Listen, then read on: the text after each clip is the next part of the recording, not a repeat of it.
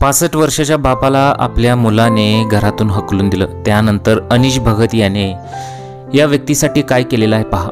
कारण हे काका अनिश भगत यांच्या इथे सिक्युरिटीचं काम करत होते।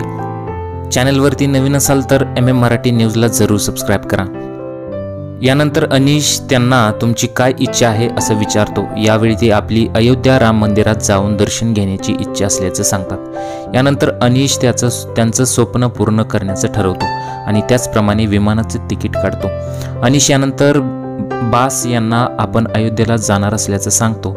हे ऐकल्यानंतर बास यांनाही विश्वास बसत नाही, पण अनिश त्यांना हे खरं आहे सांगतो तेव्हा त्यांचा आनंद गगनात मावेनासा होतो। यानंतर जेव्हा ते विमानात बसतात तेव्हा बास सतत आपल्या मुलगा आणि त्यांचं यश याबद्दल सांगत असतात।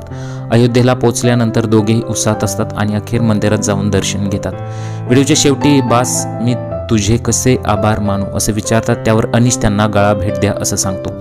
जेव्हा एखादा मुलगा आपल्या स्वतःच्याच बापाला हकलून देतो तेव्हा त्याचं काय दुःख असतं हे अनिश भगत याला चांगलंच ठाऊक आहे। त्यामुळे अनिश भगत यांना अशी मदत केलेली आहे।